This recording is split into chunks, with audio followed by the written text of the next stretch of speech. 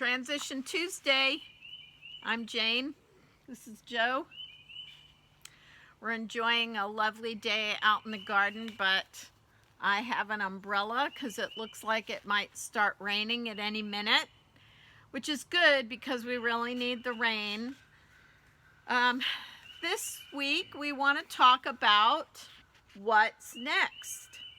That's kind of the theme of any transition planning. What's next? Joe is about to launch into the summer before his last year of school. Next year, Joe turns 21 in August. And in our school district, you are allowed to attend school in special education until the semester of your 22nd birthday. So that would be next August. So Joe has one more year of school, and we really are going to use this summer as kind of our dress rehearsal for what's going to happen when Joe is no longer in school. So we have some ideas that we're going to share about some things that we're going to be doing this summer as our dress rehearsal. And so go and see. Go and see. We are going to be going to different places. In fact, last week we went to a day services program that is nearby. Joe is not eligible for those services because some of his needs require nursing staff. When you go to a state agency, Joe is G-tube fed, and a nurse has to provide that, and they don't have an on-staff nurse. They also don't have enough support, like their ratio of client to provider is too large for Joe's needs. And so we kind of knew that, and they said Joe could come as a guest and participate in the weekly activities they do, but he would not be, that wouldn't be like where he goes. So we went and we saw and we met the people, and they were very nice, and it was interesting, and I got a good idea of what services they provide, which I could share with other families, but it wasn't for Joe. And so don't be afraid of no. You know, one size fits all is not a thing in the disability world. Everything in Joe's world has to be person-centered.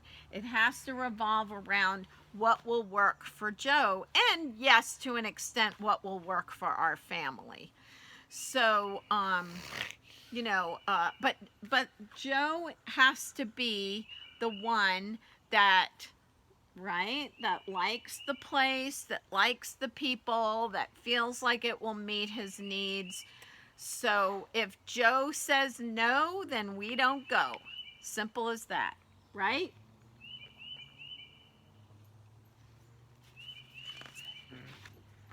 Plan ahead. You guys are saying, she always says that. Every video she says plan ahead. Well, when I say that, I mean from the inception of the idea. So like last week we went to this day services program. So what that meant was I had been contacting this agency to find out about their services. I wanted to take a trip there. I found out they were doing an open house. We put it on the calendar, and then the day of, we have to make sure that Joe has his supplies. We know how he's getting there. In this particular situation, it worked out amazing because his whole class went and looked at the facility. So planning ahead could be checking with your child's teacher to see if they are doing any transition trips. Are they doing anything like that? Some schools do. Some schools have transition fairs at a site. You know, what transition things is the school doing? So that's part of your planning. And then once our school district requires families to complete some training, and to be a volunteer, you have to jump through some hoops. So are there anything like that? Because you sure would hate to just plan to go and then find out, well, you can't go as a chaperone on that day because you didn't do the required training. So, I mean, planning ahead, you're not going to hit those bumps because you've done your homework, you've done your research, you're ready. And then, things could happen. It could rain. There could be bad weather. There could be, you just never know. But I mean, if the more you plan, the less likely your plans are going to be ruined by an unexpected barrier or, outcome. So planning ahead is very important. I'm also going to be doing a calendar during the summer of places that we want to go. So here's one of the other ideas about the go and see that I want to share with you. We are going to go check out some businesses that are staffed or owned by people with disabilities.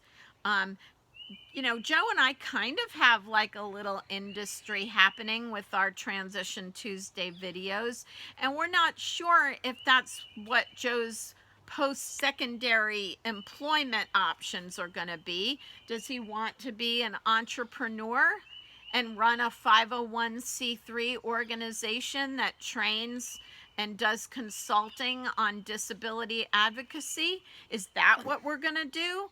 Or maybe Joe will find a place where he feels like he fits in which case that would be his employment or his community activity that he does.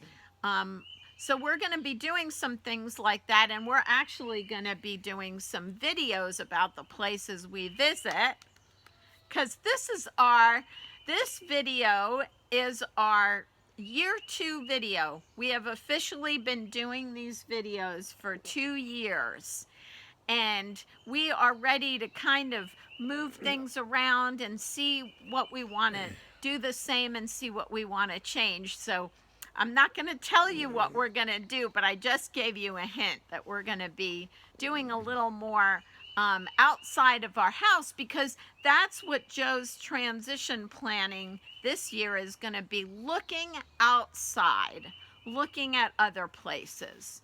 So maybe you will benefit from our exploration of the world around Joe's community. Trial and error. So you plan ahead, but trial and error is a big learning opportunity. We wouldn't have known that day services program, Joe wasn't eligible for it unless we had gone there and talked to them, did the trial and found the error. There are other organizations and other programs that Joe would be a good fit for, except that they're far away, and Joe doesn't do well with long car rides on a regular basis. So we're gonna go look at some things, but I don't know if they'll be a good fit, but trial and error is part of that process. And then dream. This is another thing that we talk about a lot. Dreaming is where ideas start. You don't have to censor a dream. A dream is a dream. It's something that you envision, that you wish for. What I would like for Joe is for him to have community, where he has friends who accept him, where he has a social life, where it's easy. It's not a hassle to go to it, to be part of it.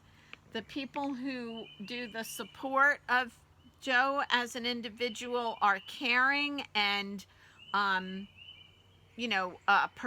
perceptive, because Joe is nonverbal, so they kind of have to intuit some things.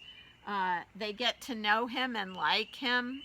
It's a place where Joe feels accepted. that's my dream for Joe. I don't know what Joe's dream is exactly. But by doing these things, going to these places and looking around, that will help me as Joe's communication partner ask him better questions so that we can access what that dream is. You know, Joe will have something to compare. So Joe, did you like that day services program at Avita? You know, if you did, do you want to go visit there? Did you like that program at Avita that we went to on Friday? Did you like it? Tell me with your voice.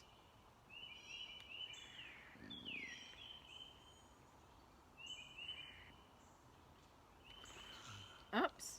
You having spasms? Okay. So, you know, that's another thing, the timing of it, you know, sometimes when Joe's uncomfortable physically or he needs something, I know he's not hungry because we just had breakfast, but you know, sometimes that makes it harder to communicate too. So, you know, all of those things, that's why planning ahead is important. That's why trial and error is important. I mean, all the things I talked about are the things that we have to do to get to what is Joe's dream and what is possible and what is, you know, doable for us. So we'll be sharing all about this process.